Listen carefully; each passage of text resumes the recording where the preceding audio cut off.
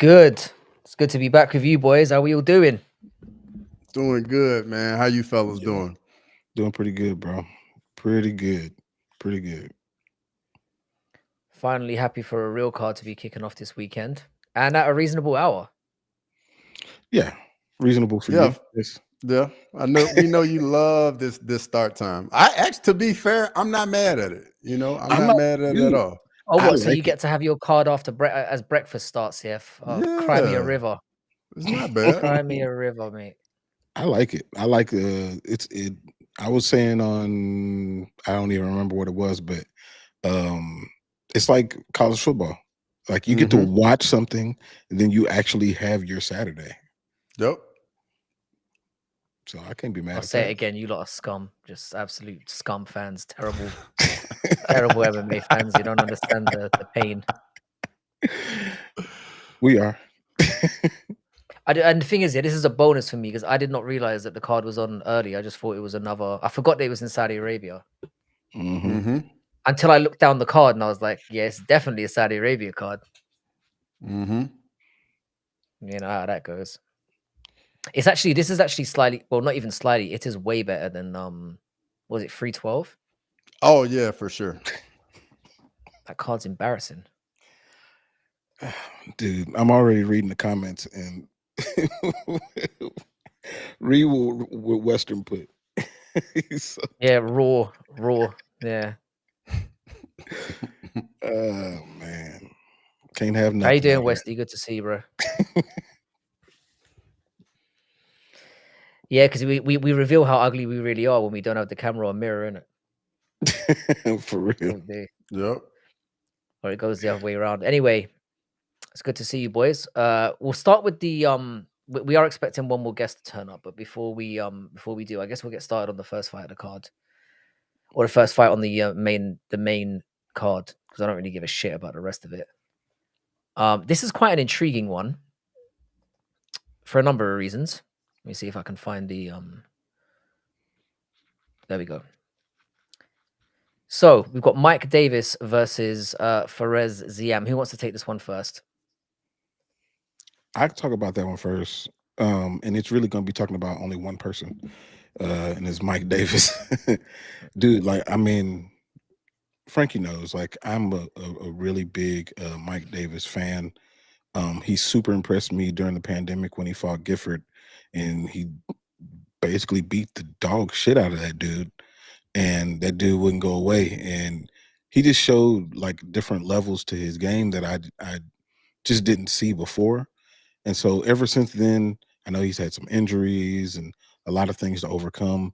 I know the skills are there for him to actually do something of importance in this division, but he's got to put it all together. And I really do feel like this is where it's going to start.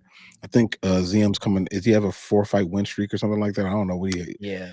So I mean, it's a good person to get started. Turning the corner and making an actual statement in the division with. So I'm excited about this fight, but it really is primarily about Mike Davis. What do you reckon, Cross? Man, I'm right there with you. So, Zim's coming off that brutal knee KO over Frivola at UFC Paris. That was just brutal. That's true. But, dude's definitely going to have a reach advantage, long rangey striker. But, man, Davis is just well rounded. I think he's just going to use that grappling in this fight, man, to just control ZM, beat him up on the ground, and just go from there. Like, I'm fully with you on this one, Jax, with Mike Davis. Cool. Yeah. I mean, I think this is going to be a clean sweep, but I don't think it's going to be. I'm very high on Mike Davis as well. I think he's incredible. But I've always been a big like Ziam doubter, and he's fucked me over every single time. I think I've bet against him like 4 times in a row, and every time I've been wrong. Obviously, after he lost to Terrence McKinney, and you guys know how I feel about that guy. He's Oh awful. man, yeah. But then he goes and fights. You could argue like increasingly good competition after that, and he continues to look really, really good. I do think I'm with you guys though. I think Davis is much better than anyone else he's fought so far. Very well rounded. There is of course, the scary notion that Davis obviously hasn't been as active as he could have been over the last few years, which could be a problem. But I think the guy is so underrated, so skilled, and most casuals don't really know how good this guy is, including ourselves. So I think he's going to do really well here. I think it's going to be closer than probably people expect. I can see it going to a decision. And I think Mike Davis will just see it out by being that little bit more technical. But I think it's going to be a tough fight for him. But I'm going with Mike Davis as well. So we've got our first clean sweep. That might be the first one. That might be the first one of 2025 right there. Might be the first one. It might be the last one of the night as well. Might be.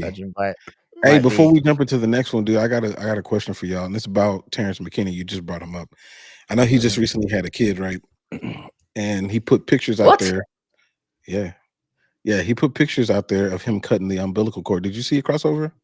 Nah, I haven't seen that, dog. Does anyone have a picture of his wife? I need to confirm something. He didn't show that, but he did show what was inside of his wife, and that's the umbilical cord. So my question is, like, knowing that if you were in his place, he's an athlete that has a bit of a following, people know him whether good or bad, would you be posting those type of pictures on social media? I didn't think that's the direction you were going in. This is a surprising question. I thought you were going to go with something else. I'm curious. I mean, I don't think I would post the umbilical cord. I probably would do, I don't know, something like maybe like me holding like my kid or something like that. But nah, I don't think it would be like in the delivery room at all. It was in there, like still ain't been cleaned or nothing, just raw. I'd like to think that I wouldn't do that, but as well, being a father yourself, like the emotions can overcome you, especially if I assume it's his first child, right? Yeah, I think so. Yeah, I imagine he probably was just kind of. I'm not saying the first one's the most special because it wasn't the same in my case, but it's like you definitely. I hope so. I hope my kids ain't listening. Shots fired. My brain needs a filter, there's something wrong with me. I think I need to get tested again. Oh man. Anyway, I think I can understand why it might have occurred that way, is all I'm saying. Would I do it like if there was forethought before it? Then no, I wouldn't do any. If you're in the public eye, I always think it's like, don't put your family stuff out there anyway. But something that personal and that gross, nah, bro. Oh, he's got 2 kids. Okay. No excuse then.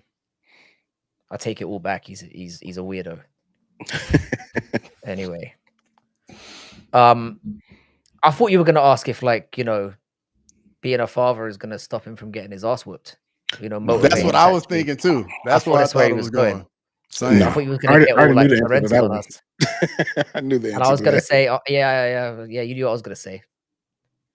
Yeah. All right. So next one up. I'm interested to know what you guys think about this one. Said Nurmagomedov versus Vinicius Oliveira. Now, obviously, the Nurmagomedov name has gone through quite a rough patch starting 2025 for the first time in a long time. The aura of invincibility is dwindling a little bit. Now, I know he's not a real Nurmagomedov in the sense that he's not related to Khabib and Umar, but how do you see this one going? I'll take this one. So I think this is going to be a lot of fun.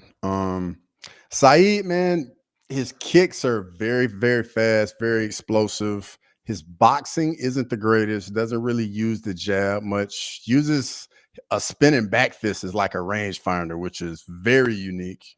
And then on top of it, like we've seen in other fights, like his cardio kind of come into play and him slow down big time in his fights. And Oliveira is a guy with very high output, got power in his hands. I think it's going to be fun, but I'm going Oliveira in this one. And this Interesting. one's tough. This is another one of those. Should I go with the person that I've kind of been rooting for a while, or somebody who's actually on a win streak? And I mean, as far as like Saeed, you kind of pointed out the technical part of it as far as his striking. But he has a kind of a he's part of the Nurmagomedov side that's exciting, that's not grapple heavy, that Mhm. you will possibly see a destructive finish instead of being ground and pound or something like that. So I want to see him do well, but Oliveira he's unsung. I would say he's very underrated. On a 4-fight win streak. Um, I'm gonna go with Saeed, but I have reservations. I'm not sold on that pick. But I'm gonna go with Saeed on that one. Yeah, this is another one that's I had to really give some thought to. I think you pointing out about Said's like inclination to kind of not grapple is what's going to make this one interesting. I do expect this one to be a stand-up fight, and for that reason, I'm kind of going to lean with what Crossover's on. I think Vinicius is powerful.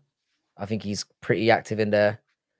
I think he's going to land more and do more damage, and I think he's just a little bit. He's got a little bit more pop than Saeed. I Mhm. do the one caveat I will say to that though is we do have to remember that this is in Saudi Arabia. So I feel like and obviously he might not be one of the Nurmagomedovs, but he has the name. There is that concern that I feel like for Vinicius to win, clearly he's probably going to have to make it undeniable, in my opinion. I mean, in that region, you know, he's likely to get the benefit of the doubt. Let's put it that way. So instead of doing what I usually do and say, "Oh well, I think Vinicius is going to win the fight, but I think he's going to get robbed." I'm just going to say Vinicius is going to win the fight, but I'm just going to leave that dangling there because I think there's a very strong possibility that that could come into play. Hopefully, with what happened in the first fight the last time they were over there, they'll do a better job about it this time and be on top of things. Yeah, Hopefully. you'd hope so. I mean, there is the element as well that it feels like like the element of when it rains, it pours. It feels like we've obviously had Umar losing, we've had Usman having a lot of people, which we'll talk about a little bit later. The whole situation with him and Paul Hughes, so it feels like it could be, you know, a case of an avalanche of just bad juju towards the Nurmagomedovs, who have obviously dominated for quite some time. All right, so we're a little bit split on that one. Who's next? Oh yeah, this is a good one as well. We've got Sergey Pavlovich against Jairzinho Rosenstruik. Quite a strange one in that who knew we would be talking about this one as potentially even happening, considering where these two men were 18 months ago. hmm So, what do you boys reckon? Where do you see this one going? Um, when I was talking, I did a live a little bit earlier, and towards the beginning of it, I was talking about the fact that I was confused on why this isn't getting a little bit more publicity than it is currently, considering where they sit in the division. And of course, I know what's happened to them. Sergey had his opportunity and got knocked out, lost against Volkov after that, and he's kind of fell down and in the graces of the title gods, I would say. But I still feel like he's unbelievably powerful, and he can put anybody's lights out. He has a crazy reach, and Jairzinho's not going to take him down. So if we're going to be standing and all it takes is one, I'm going to lean towards Pavlovich because I feel like his one is a little bit stronger than Jairzinho's, even though Jairzinho is way more technical. I just feel like Sergey's power is gonna rule the day on Saturday. For me in this one, just like you said, Jack, Sergey's on a little bit of a skid with the Aspinall fight and then the Volkov fight. But in those fights, in those matchups, he was fighting other guys that had similar type of reaches as him Whereas in this fight, he's going to have a 6-inch reach advantage against Rosenstrike. And Rosenstrike's been on a little bit of a roll, been doing well. But if we look at his track record when he's fought power punchers, they always seem to have his number. They just always clip him at some point and get him out of there. And then on top of it, the 6-inch reach difference. At some point, Pavlovich is going to land something because, I mean, these guys are heavyweights. Jairzinho moves decently well, but these guys are definitely going to hit one another. And like you said, Pavlovich just got nukes in those hands, man. He catch you clean, and that's it. So I'm going with Pav too.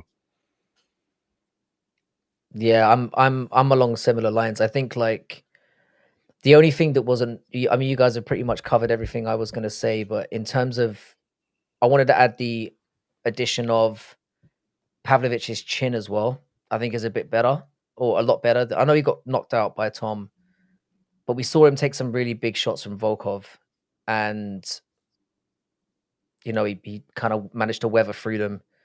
So, and as you said, we've seen Rosenstrike get absolutely flatlined, like pretty much ironed out.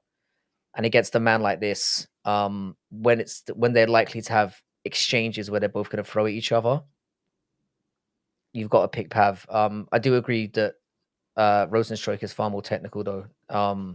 Obviously has a lot more experience, but I just think that equalizer is what it is, and I reckon he's going to smash him out probably in the first round. I can see this being over in a couple of minutes. Wouldn't surprise me if the first exchange got it done either. And I think at minus 300, that's pretty decent odds as well.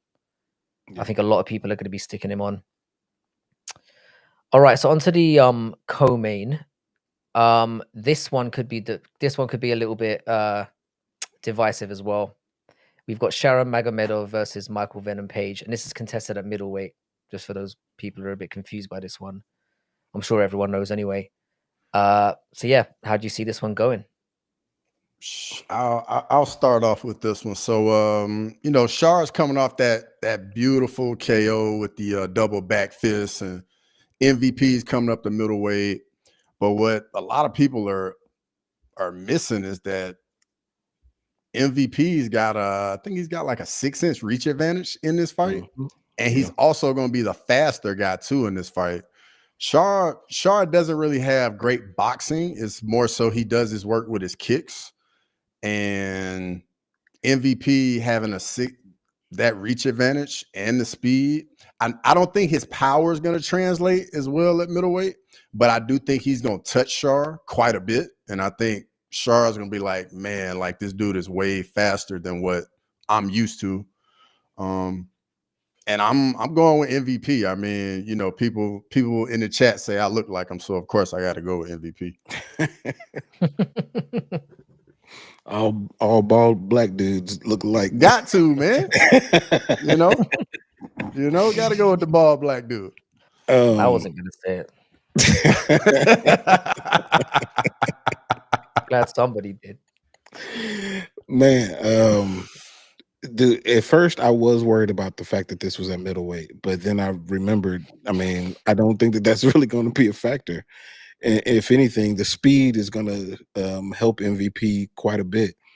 Char is light on his feet. He moves around a lot, and he does initiate exchanges, and that plays right into MVP's game. He's the counter striker, and a really, really good one, even at the age of 37.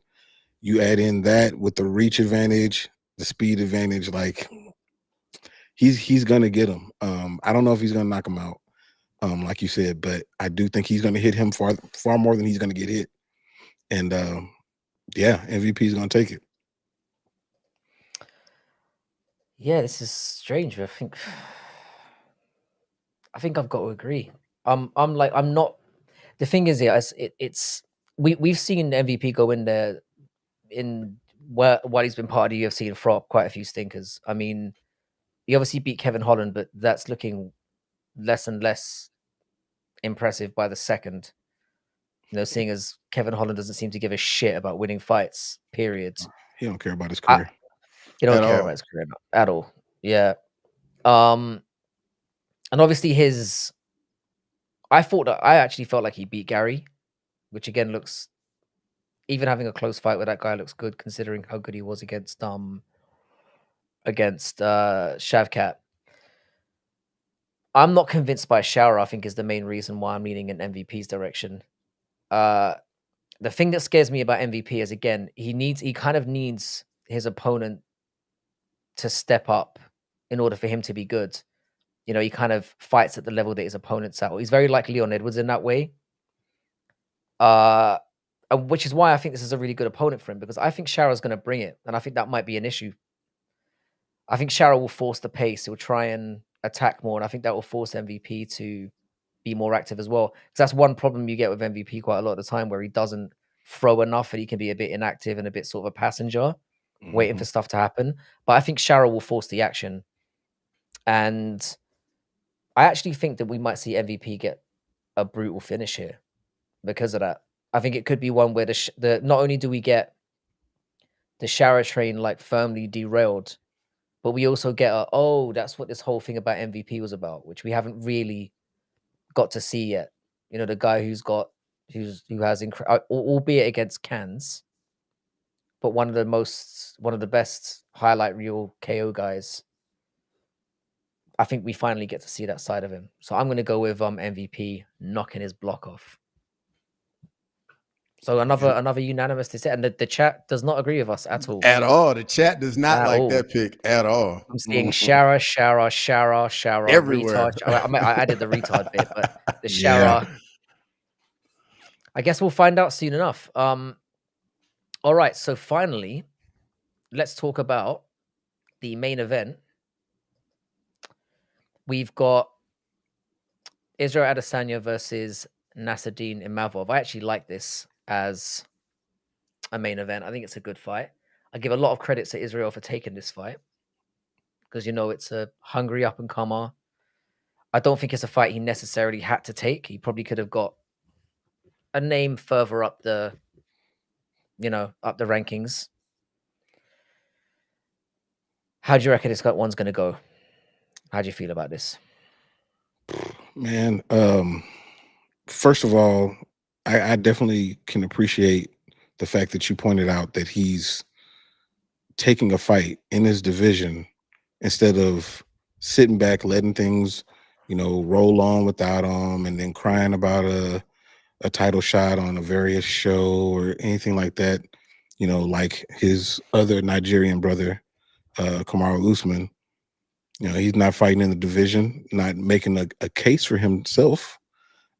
Israel is saying, "I will fight. I'll fight down. That's what he's supposed to do, and prove that he deserves to be back in the title picture." So I give him kudos for that.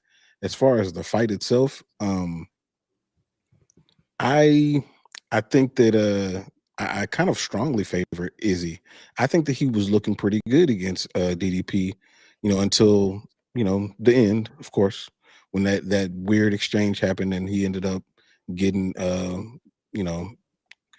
spooned by DDP until he tapped. So I thought that he was looking pretty good, but and that's going to bode well in this fight. So I think Izzy gets it now. I don't know if it's going to be a finish or anything like that because I don't know how his killer instinct is at this point in his career, but I do think that he'll do enough to get a finish. And that's not to say anything negative about Imavov. He's had some weird fights. The Chris Curtis fight was weird. The Jared Cannonier finish, even though he was winning, that was a weird situation. So I think the jury's still out on him. So he does have an opportunity to really put a stamp on his career, but I just don't think that he'll get it done here. So I'm with you, Jax. Like, Izzy's doing the right thing, fighting down in the rankings. However, see, I know you're gonna say something crazy because you're already smirking. I can already see it. Nothing crazy. Bro, all I'm saying is I think he took this matchup because it's the most favorable matchup for him. Like, I don't think he wanted the Cal Barallo fight at all. He was like, nah, another guy with some grappling. Nah, I want no part of this. Let me go and get another striker, up and comer. I get a win, and now I'm back in the picture. And, you know, I think it's a very good matchup for Izzy. Just like somebody said in the chat, Imavov, he slows down in his fights, all of them. It's a 5-round fight, so that favors Izzy. And Imavov likes to strike at range, which is right up Izzy's alley. Like, I think this is perfect stylistic matchup for Izzy. I'm with Frankie. I'm not a big Izzy fan, but I just think the matchup is just tailor-made for him, and I'm going with Israel Adesanya as well. Yeah, it's another clean sweep here, boys. I've got to say, we know that I'm not the biggest Izzy fan. In fact, I fucking hate the prick. Put it that way. But I'm gonna echo what Jack said. I thought he looked incredible against Dricus until maybe the best he's looked in a long time, which kind of illustrates just how good Dricus is. So from Izzy's side, I don't see any decline with him. I do like like Imavov's looked really good lately, but can we realistically pick anyone who once lost to Phil Hawes He to did, beat dude. Adesanya? Jake Gerber, he posted that on Twitter, and I was like, man, I totally forgot about that. Totally Yep. forgot. Yeah, that has not aged very well, to say the least. A lot of people are talking about Imavov's ability to potentially wrestle if he needs to, but again, bringing up the gas tank is very important here. His gas tank does dwindle in 5-rounders. I also think that Izzy's ability to scramble is very underrated as well. Like, he's not that easy to take down. Like, he's quite, he's proven in the past that, all right, he's not going to offensively wrestle anyone, but he's shown that he can get himself out of those situations. And I think if Imavov tries to play that game with him, he's going to gas quickly. And I don't think he will. I think he'll stand. I think he'll stand with him. I think he'll try and approach Izzy in the same way that Sean Strickland did, and try and put the pressure on, be on the front foot, and use his boxing to kind of deal with Izzy generally. And I think that Izzy's going to be a little bit too slick for him. And again, I see this going to a decision, and I just see it maybe, Israel Adesanya just touching him more in each round. And I think just getting a kind of clear, unanimous decision win. That's kind of how I see this going, and getting himself back on track. But I like the fact that you talked about it being like because if you consider what other options there are for him, it is probably one of the better matchups he could have taken. It's the best Back matchup to for fuck him. him. Yeah, the best one. Yeah. That's true. So we have what, four clean sweeps out of that? Yeah. Or 2 or 3? That's Which very is unlike us. crazy for us. That's crazy. That's very unlike us. All right, so we're going to talk about some of the things that happened over the weekend. The first of which being the very last ever main event Bellator. Thank you, baby Jesus. They're finally dead. For real. I mean, PFL is still around stinking the place up, but they'll get their day soon enough. Now a lot of people were obviously discussing the fact that they felt that it was a bit of a robbery. I actually discussed this with No Chill the other day on Sunday when we did a very impromptu panel, which got very quickly out of control. If you guys haven't checked that out, then it was a mad one. We had Good Noodle on. We had Aaron Tats was on as well. Oh, Tats was on there. Okay. Tats was on. Yeah, he came on for like the last half an hour. And Giuliano came on as well. So it was a real fun one. But this is one of the things we talked about. It turned into like a blazing row where everyone was shouting at each other. So check it out. But I've since because No Chill had the opinion that that Usman clearly won the fight. And I argued against that a little bit, but I've since gone back and watched the fight. But before I state what my opinion is on it, I want to know what you guys thought. Did you feel that Paul Hughes was robbed against Usman Nurmagomedov? You can go ahead, crossover. Robbery? I wouldn't say a robbery. The fight was super close. Definitely when Usman got the point deducted, I was like, uh-oh, that's gonna swing the fight, like definitely one way or the other. Like, I was kind of back and forth. Whoever won, I'd be like, all right, I'm good with it. And then when the point deduction happened, I was like, uh-oh, we about to get some weird scorecards now. But I mean, I don't I don't know how you have robberies and really close fights, even though the point deduction definitely, even because I think the scorecards weren't even, they're still, it was like 40, Usman won like 4 rounds to 1 on like 2 of the judges' scorecards. And I was like, whoa, like I wasn't really expecting that. But the fight was so close and it was amazing. Really good fight. I loved it. But robbery, no, but that's just how it is in close fights, man. Like somebody's gonna be like, oh, this guy won, that guy won. But it was an amazing fight. Yeah, I didn't watch it in real time, but I watched it afterwards, and I didn't think it was a robbery. I mean, I didn't think it was a runaway victory by any means. I thought it was a very close fight, very similar to what we saw when Sean Strickland fought Dricus du Plessis the first time. Like, good fight, close fight, Dricus won. Like, and just because the fight is close, even if the rounds go all one person's way, but all of the rounds are close, it's close, but it's not a robbery. A robbery is, and we always refer to this, Kai Kara France against Amir Albazi. That was a robbery. This is not a robbery. It's just a close fight. And I think the right person walked away with the victory. But I do want to see it again. That's for sure.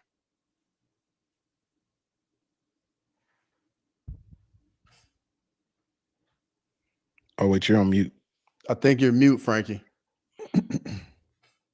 Yeah, that was one part for me that was a bit disgusting. You know, when Usman came out at the end and essentially was like, "Oh, it's going to take like 3 more fights for this guy to get back where he needs to be, and then we can talk about fighting again." I thought that was a pretty disgraceful thing to say, considering how close the fight was. But yeah, I will say this: like I've obviously watched it twice. When I watched it live, I felt that it was a draw. That was my takeaway from it. I felt that Usman had won 3 rounds. And Hughes had won 2, and obviously the point deduction then leveled it out.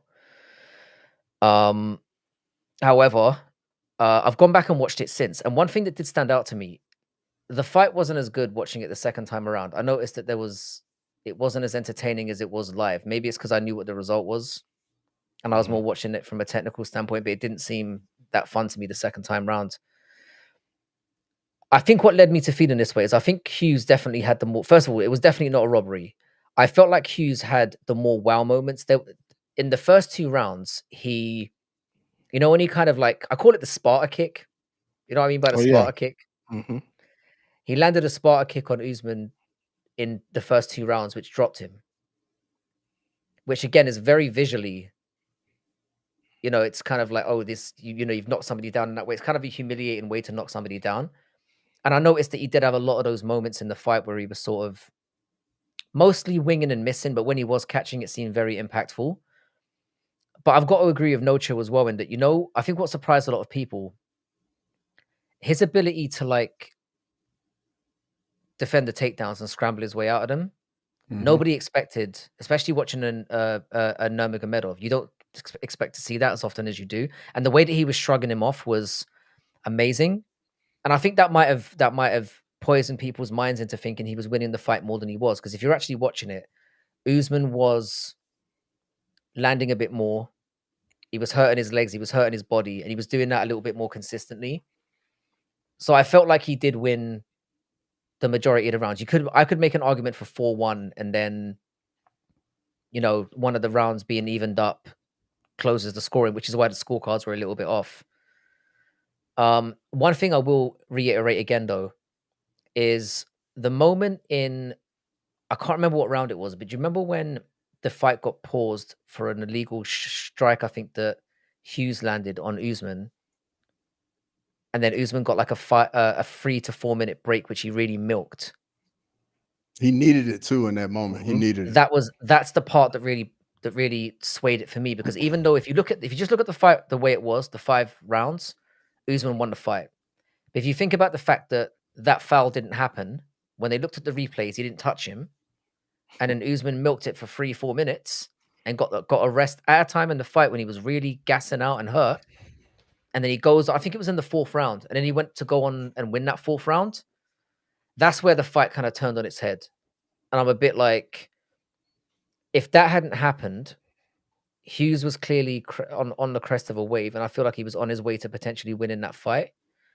And that's more where I have the issue. And again, that's not necessarily the ref's fault for seeing it the way that he saw it. But again, it's more Usman cheated multiple times. There were 3 nut shots in that fight.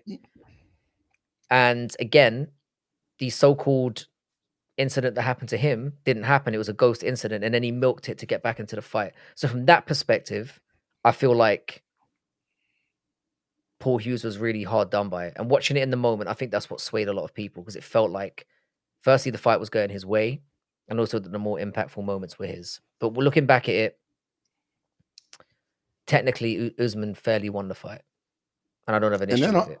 And then on top of it, you got to remember, like, whenever the Magomedovs, the Dagestanis, all the guys, whenever they're in a fight and they're not just dominant and they're in a competitive fight, we as the fans and everybody's like, oh, this is the time they lose. This is the time. Like that's a very real thing. Like being at 311, when Marat would get a takedown on Umar, the place would erupt, because we don't get to see these guys have to compete and look human. And when we actually see it, like, everybody's like, all right, this is when the big mighty guys finally go down. So that's a very real thing as well. And you know, like him milking that low blow that didn't really happen. Hey, that's just that's smart fight IQ in my book. Like, when you in that moment, hey, you do what you can, because at the end of the day, a win's a win. And if you're in that moment, you're not going to give your opponent any help at all. No. You know? Yeah, I'm not going to feel sorry for the Nurmagomedovs as well, getting those moments where, you know, where like you said, every action against them gets overhyped, because they've had such preferential treatment over the years that it's like, when they finally get, you know, a little bit coming back at them, I'm not going to cry foul for them, because they've milked that whole thing for years. And I think I think No Chill, like, speaking about it with No Chill, he was 100% right about that, and that things are over exaggerated when it's a Nurmagomedov, because again, we don't speak about that, or we don't get to see that. And you've obviously echoed that here as well. We don't get to see Nurmagomedovs generally in danger or looking vulnerable ever. So obviously, when you do see it happen, it's a cause for celebration and a cause for enjoyment. And yeah, I think at the very least, it was a very competitive fight. It was a nice way to send that dirt shit promotion into the ground once and for all. Some people are sad about that. I'm a little bit. Who are these people? Who's sad about it? I don't think people even know what a Bellator is, mate. To be honest, I think more people. I think more people were like found out about this fight just purely because of the robbery aspect of it, and they were like, "There's another organization. What the hell? Oh, it's dead now. Oh shit!" And it was like that. So sad, but hopefully PFL can get it together. We can get some more fight cards, man. Like, for real. Like, they got to figure something out, or start letting the fighters go. Let them come over to the UFC, and that way some of the fight nights get even better on this end. The fuck's a PFL? What are you talking about, man? Oh, that shit is. All right, so obviously Bellator wasn't the only thing we got on Saturday night. We also had another BKFC show.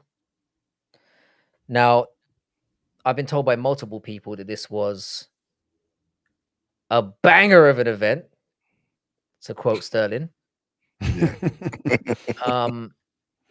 He would use some more adjectives with that too, though. Yeah, he would. I'm not as qualified as Sterling to. I'm only an English professor, bro. I ain't got the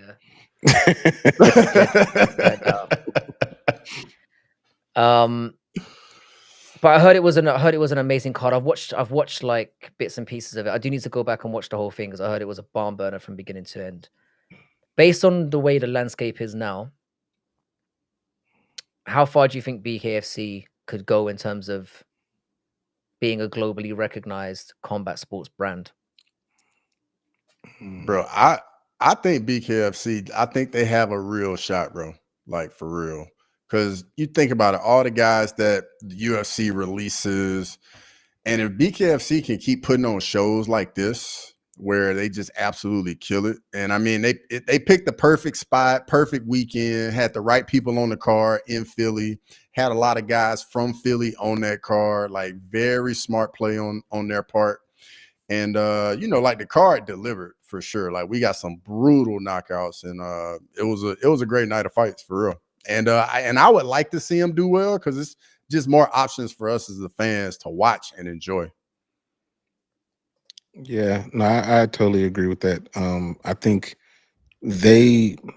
what they've done is they've picked a lane that's different from what the UFC is, and really stayed true to that particular lane. And because it doesn't overlap with the UFC, I think that's one of the things that's in their benefit. Not to mention, they do a good job of promoting their events, getting recognizable names on their events, putting them in places that are significant, and putting them on weekends that aren't directly competing with pay-per-views. So, I mean, I think that because of their differences, that's what's going to make them successful. I think the sky's the limit for them, and that's a good investment for weird Connor. Yeah, it's just weird Conor now, isn't it? It's like Yeah. it's not just, oh, there's Conor McGregor again. It's like I mean, we can't keep our eyes off him one way or another, but Yeah. he's just that guy now, and he's just. And him Yeah, I've being got. there is going to bring more eyes one way or the other. Oh yeah, Good or definitely, bad. It's going to get more eyes on BKFC for sure.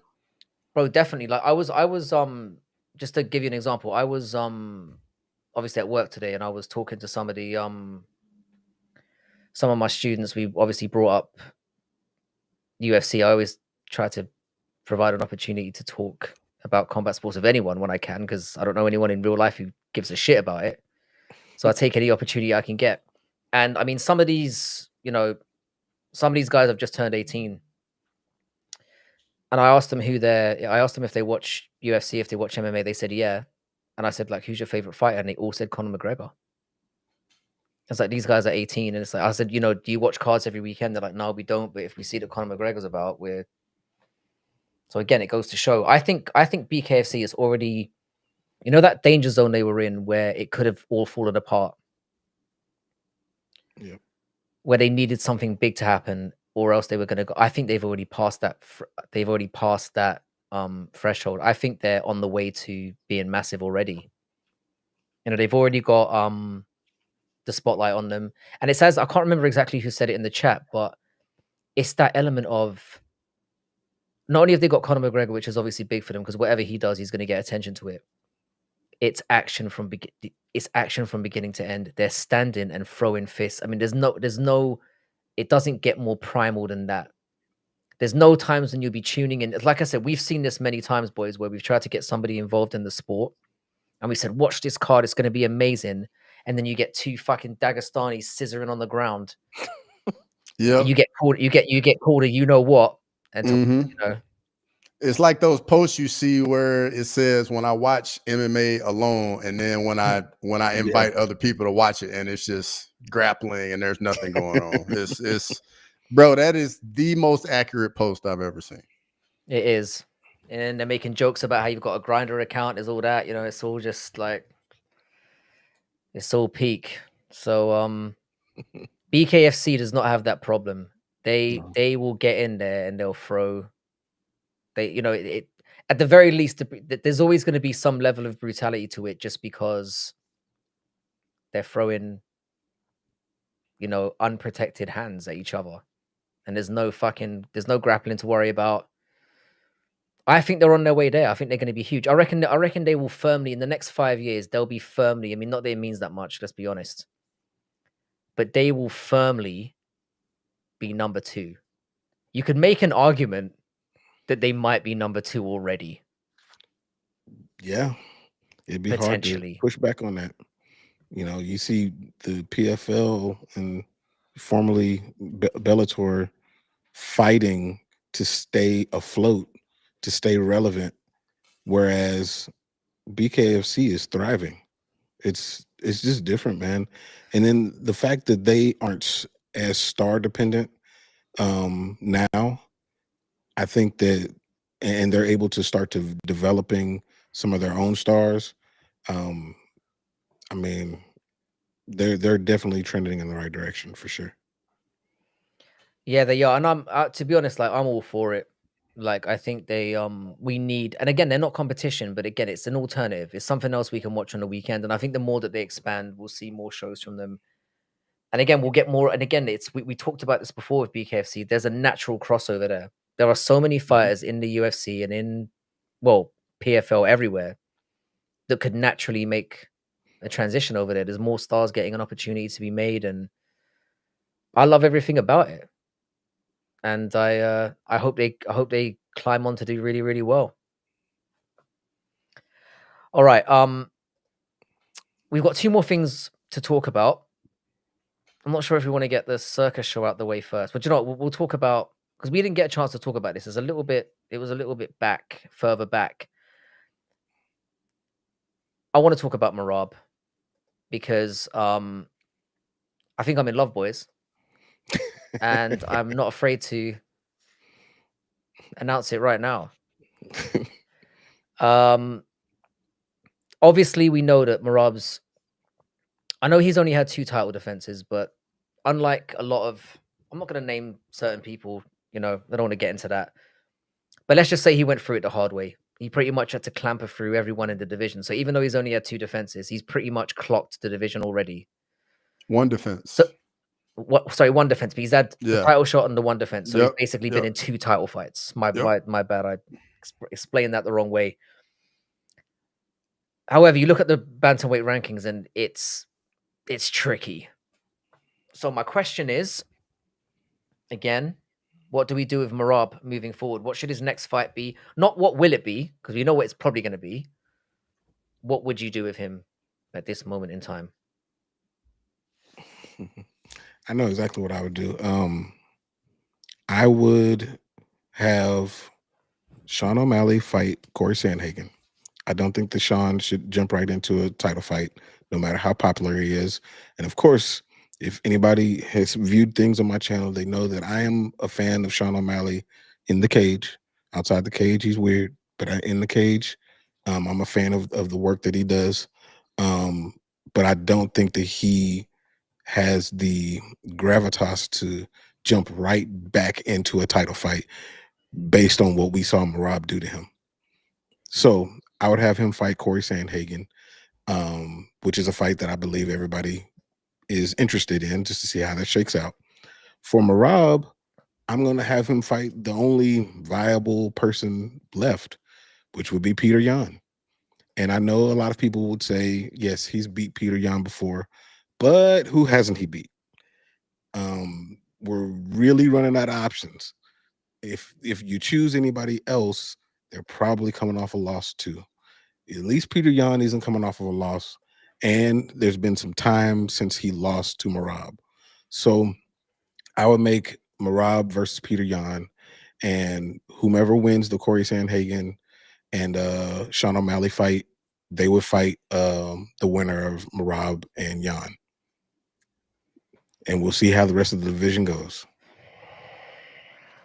Yeah, I'm definitely with you on that, Jax. I was thinking that, maybe Marab took this title defense pretty quickly, so he gets a chance to get a little time off and just see what happens in the division. Definitely Peter Yan is an option. He beat Davison Figueiredo, but another guy that's gonna need a fight. I wouldn't give him much chance in the matchup, but I think he's earned it. Alexandre Pantoja's earned the right to move up. He has. He's cleaned out his division, beaten all the contenders down there, doesn't have a number 1 contender.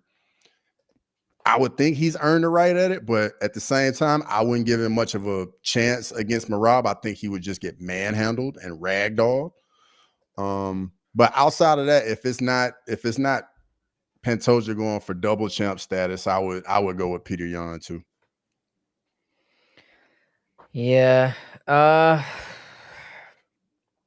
It's again, this is such a tricky one. I mean, if we're looking at the top 5, the only top 5 fighter he hasn't fought is Corey Sandhagen, and we obviously can't do that. He's coming off a loss. I mean, you could technically do it, but it's not a great look.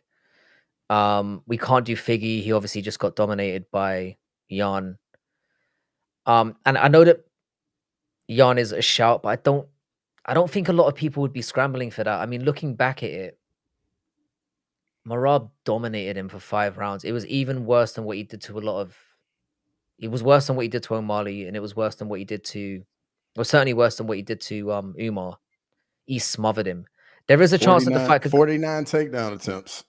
crazy. I mean, yeah, he absolutely just like. I mean, it wasn't like an unexciting fight either because there's something. The thing was with Marab, and this is what made me kind of really enjoy him against Umar as well. He makes the mockery that he has that he does throughout the whole thing kind of makes it enjoyable.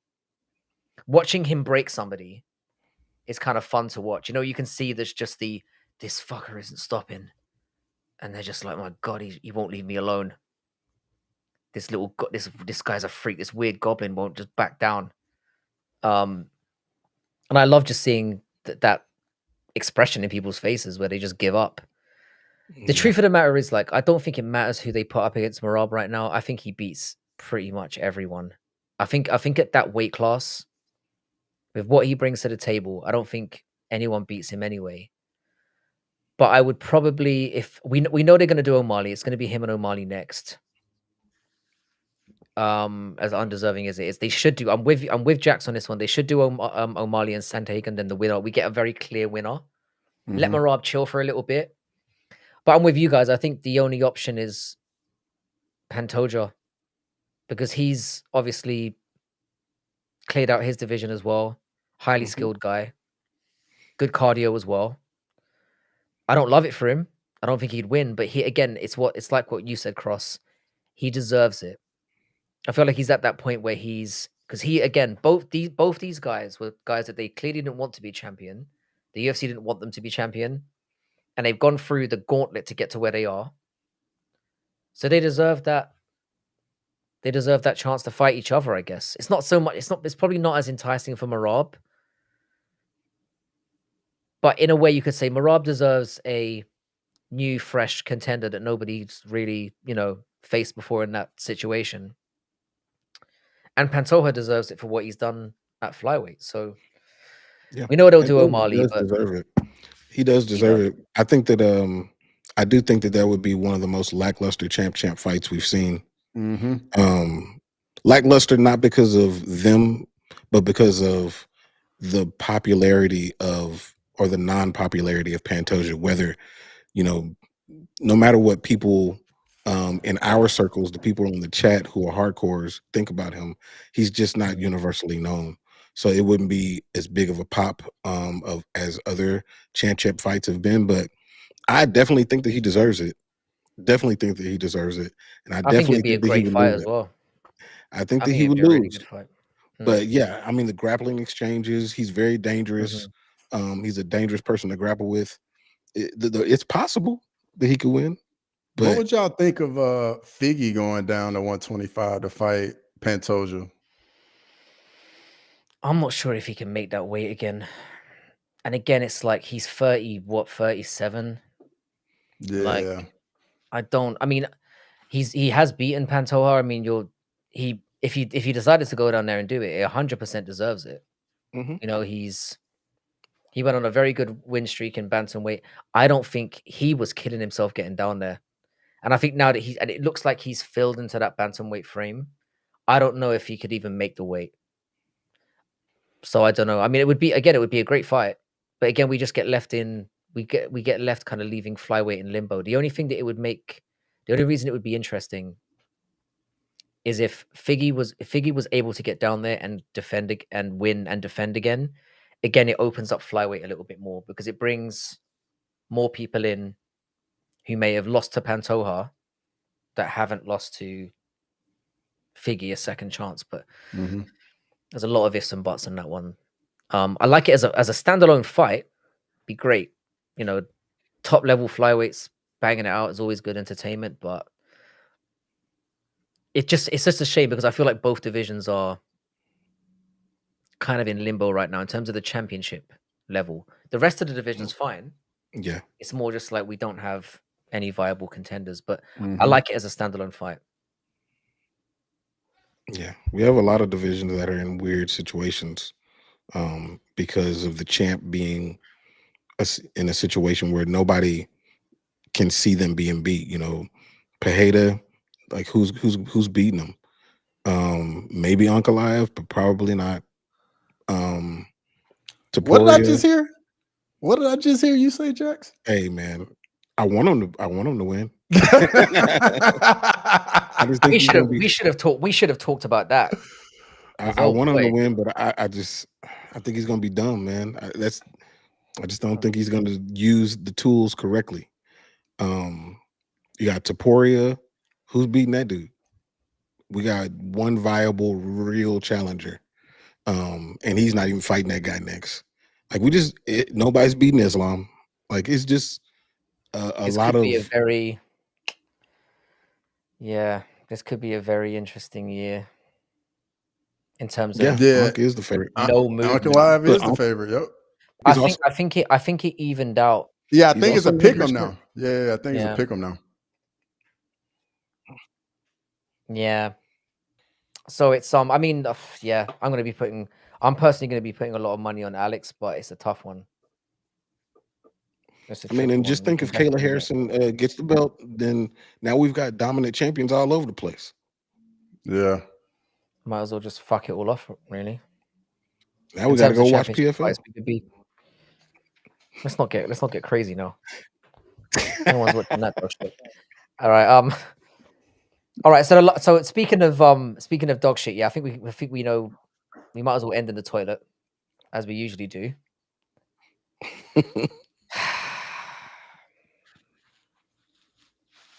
Speaking of cunts that I hate.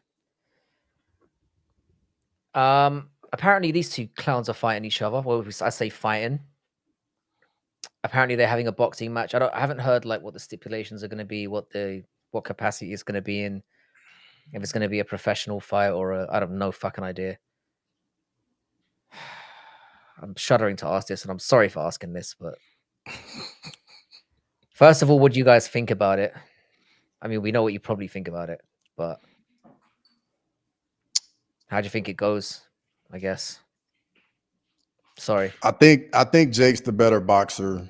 I'm not interested in it at all. I'm gonna be honest. Like this is literally like when they said these two were gonna be fighting each other, I was just thinking about like their mom telling them to stop fighting each other like in the kitchen or something like that. Like I can't take it serious because at the end of the day, like neither one of them want to seriously harm their brother. You know what I mean?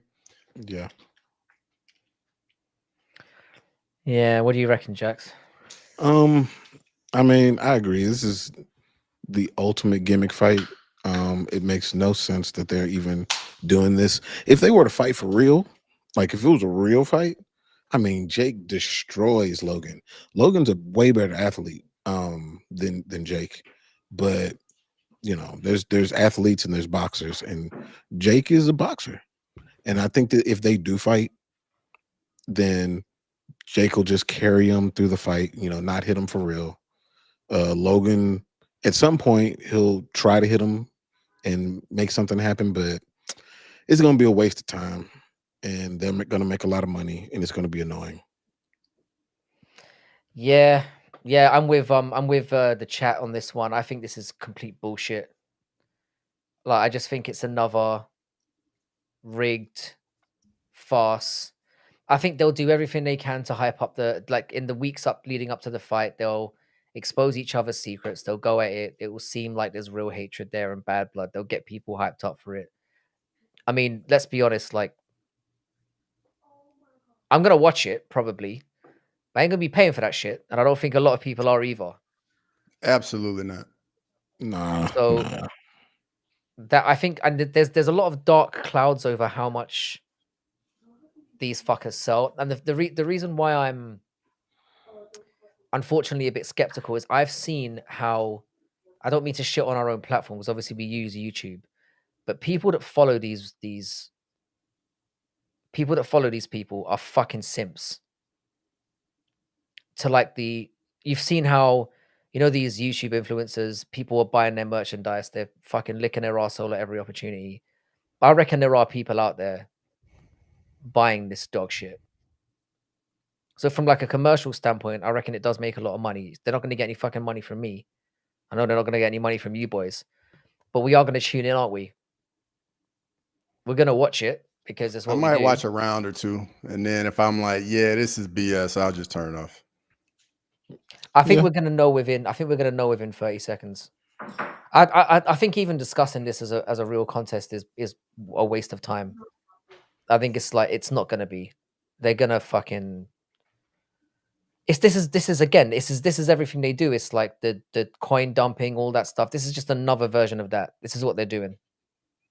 They're just greedy. I don't know how much money these fuckers need, but this is another rug pull, in my opinion. I don't get why this is happening. Yeah. If they can continue Other to than money. squeeze American people for money, or not even just American, just people in general for money, they're gonna keep doing it. Mm-hmm. But if it was a real boxing fight, of course, Jake would beat him up. Mm-hmm. But we're not gonna. That's not what we're gonna get. We're gonna get like them staring at each other. It's gonna be like a date, but like weird. It's gonna be like a weird incestuous cringe date that we're all gonna feel violated for, giving up valuable seconds of our life to viewing. Yeah. I'm feel personally like I the want to collateral. see. I was just gonna say I want to see Jake fight a real boxer. That's really all. When it comes to them, that's all I want to see. Just fight a real boxer, man. Somebody real. The only way I can see this being good is if, like, let's say hypothetically, Jake is clearly winning the fight, and then Logan lands a shot, and it like pisses Jake off, and he's like, "Oh, you want to hit me for real?" And then now Jake is really going at, like, that's the only way I can see this But potentially this being is the problem entertaining. with this fight here, because it's like bad good, because if one of them gets flattened out, you're happy. It's like, yeah, because I hate both of them.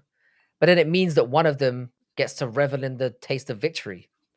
So it's like win-win, lose-lose. It's a really horrible situation to be in. It's mostly lose-lose because, but if one of them gets absolutely like fucking like humiliatingly ironed out, and to be fair, like I would, the reason why I have some level of interest in this is because as much as I hate both of them, the hatred that I have for Logan is far greater. I think he's way more of a scumbag. Like him in particular, I actually would prefer one of them to win over the other, which is why I'm hoping in somewhere deep down in me that they what I'm hoping really is that they put this up, they set this up as kind of a ruse where they're gonna fuck us all over, but in the whole thing of it, they get carried away, and it ends up becoming something because of their egos. Could be. That's what I'm hoping for, and I want to see one of them in a body bag at the end of the night. That'd be real good. You know what? I see people in the chat talking about well, Jake Paul fought Tommy Fury. You know, that's a real boxer. Tommy Fury is a part-time boxer and a Yeah, he's not part-time a real model. boxer. I want to see him fight a Yeah. real boxer. Like that's what they do. That's what they're known for, not for being the I brother mean, of a I real hate all boxer. those guys. KSI as well is fighting a fucking former Premier League footballer. I don't know if you saw that. No. You probably didn't. Nah. Yeah, he's fighting a guy called Wayne Bridge, who's never boxed in his life and is like a 45-year-old former Premier League footballer, defender. Like, and again, it's all a joke. It's just embarrassing. But if people are paying It is. for it, It's they're gonna lose keep lose. on doing it. They will, and that's the thing. It's just mad that it's mad what people will pay for. It's crazy. I don't get it. I'm sorry to end it on this note, but I felt like as soon as I saw it announced, I was like, I'd rather just talk about it for 5 minutes with you guys and just vent rather than feel the void, feel the urge to like make a video about it and waste a day of my life editing it and all of that. I'm like, fuck that. These cunts don't deserve it. It's gonna be like, I'll talk it out with you boys for 5 minutes. We'll shit all over it, and then we can just move on. So that's where we're at. Is there any other business you guys want to bring up while we're here? I feel like we've covered most of it. I can't think of anything. Yeah. Anything else going on in the channels or anything you want to talk about? I'll say for me, I'm actually working on a video. Me and Sterling from S Dogs MMA have a video coming out. Probably should come out tomorrow.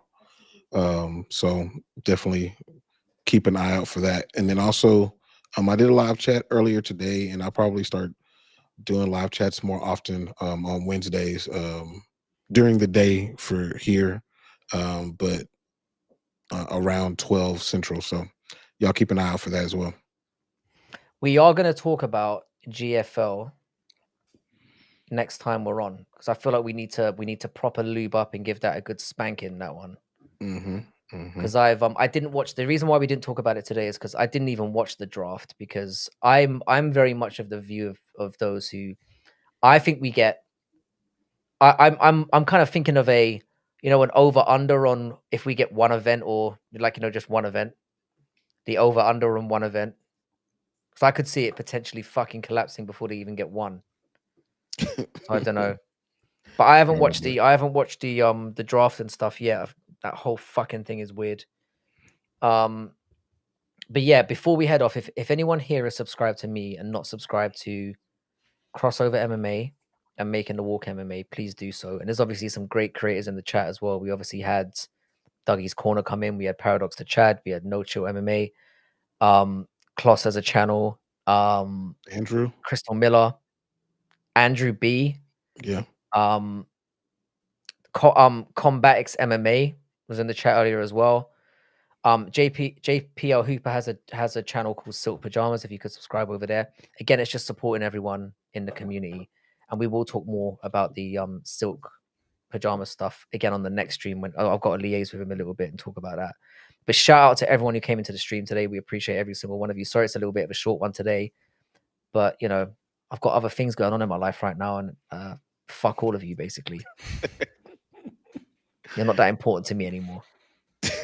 You're lucky you get 60 minutes. Fucking like it and enjoy it. And also, guys, if you could throw up a like on the I should have said like the stream before I started fucking insulting everyone. Yeah, you've been that one backwards. Exactly. Bad way around. I was like, fuck you all, you're not important. Like and subscribe. Yeah, much love to everyone. I really appreciate having all of you here, and again, support the community. We will do there'll be some more videos coming out and stuff over the course of the next few days. There'll be more lives. May even do a fucking watch along for this one, seeing as I'll be pretty much rolling out of bed and this will be starting. So we'll see how it goes. But blessed to everyone in the chat, blessed to you guys, thanks for coming on. And yeah, I'll catch everyone later on in the week. We'll probably be on Friday. Later.